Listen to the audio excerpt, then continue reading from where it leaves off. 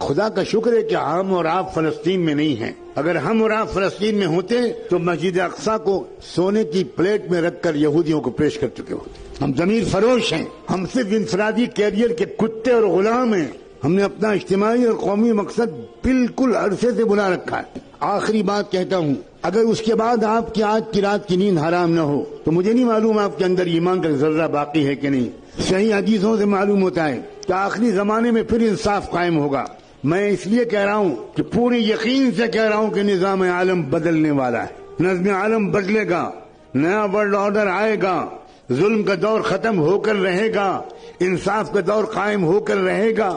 مگر یہ سن کر آپ سوچیں گے واہ واہ واہ واہ واہ واہ واہ، یہ آخری بات تو حضرت نے کہی بس یہ یاد رکھنے کی ہے، باقی تو اور لوگ یاد رکھیں گے. جب انصاف کا نظام قائم ہوگا تو ہمیں کیا فکر کرنے کی ضرورت ہے. اب سنیے آگے، امام مہدی کے جس جماعت کے ذریعے سے دنیا بھر میں ایک نیا ورلڈ آرڈر آئے گا، امام مہدی کے ساتھ صرف 12,000 مسلمانوں. سن رہے ہیں آپ؟ 1 ارب مسلمانوں میں سے 12,000 اللہ تعالیٰ چھانٹے گا. اس کا مطلب یہ ہوا کہ 12,000 کو مائنس کر دیجئے، باقی لوگ اللہ کے نزدیک مسلمان ہی نہیں. یہ ہے کیفیت. ہوش میں آؤ لوگوں، بے ہوشی سے نکلو.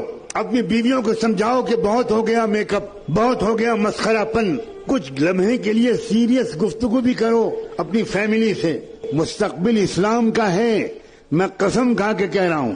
مستقبل یہودیت کا نہیں ہے، مستقبل صہیونیت کا نہیں ہے، مستقبل برہمنیت کا نہیں ہے، مستقبل اسلام کا ہے. لیکن میں مستقبل مسلمانوں کا ہے یہ نہیں کہہ رہا ہوں. بہت فرق ہے دونوں باتوں میں. مسلمانوں کا مستقبل اور اسلام کا مستقبل. بالکل ممکن ہے اور تاریخ میں پہلے ہو چکا ہے کہ اللہ ہم پرانے نسلی مسلمانوں کو ریجیکٹ کر کے نئی قوموں کو اسلام دے دے اور ان کے ذریعے سے اسلام کو غلبہ حاصل ہو جائے. نسلی مسلمان ناکارہ ہو گئے. اللہ نے قرآن میں صاف کہا ہے وَإِن تَتَوَلَّوْا يَسْتَبْدِلْ قَوْمًا غَيْرَكُمْ ثُمَّ لَا يَكُونُوا أَمْثَالَكُمْ. اگر تم ناقدری کرو گے اسلام کی تو اللہ تمہیں بدل دے گا، تمہیں ریجیکٹ کر دے گا اور ایک نئی قوم لے آئے گا اور وہ تمہاری طرح نکمی نہیں ہوگی. اور ہم دیکھ رہے ہیں ایک طرف مسلمانوں کے مرتد ہونے کا سلسلہ چل رہا ہے. آپ کی لڑکیاں مرتد ہو رہی ہیں.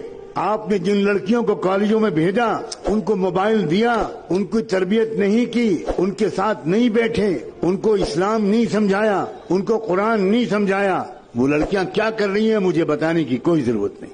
آپ اگر بے خبر ہے تو سوائے اس کے کہ آپ ماتم کریں ایک بار صبح اور ایک بار شام، اس کے سوا میں آپ کو کوئی مشورہ نہیں دے سکتا. اور ایک طرف کیا ہو رہا ہے، روزانہ کم سے کم 50 یا 100 غیر مسلم اسلام قبول کر رہے ہیں. مسلمان ریجیکٹ کیے گئے ہیں. اللہ تعالیٰ جاؤ، تم جاؤ مندروں میں گھنٹہ بجاؤ اور آؤ تم آؤ. اس غزہ کے واقعے نے ایک عجیب طرح کی فتح دی ہے. وہاں تو جنگی فتح تو ہو ہی رہی ہے، وہ قوم پوری کے پوری شہید ہونے کے لیے تیار ہے. سلام بھیجتا ہوں میں ان نوجوانوں پر، کیسا ہے ان کا ایمان و یقین. اللہ کے رسول نے فرمایا تھا الایمان حین تقع الفتن بالشام. یاد رکھنا ایک زمانہ ایسا آئے گا کہ ساری دنیا کے اندر مسلمان بے راہ ہو جائیں گے، صرف فلسطین کے علاقے میں ایمان باقی رہے گا. یہ حضور کی صحیح حدیث ہے. آج ہم اپنی آنکھوں سے دیکھ رہے ہیں کیا ایمان ہے وہاں.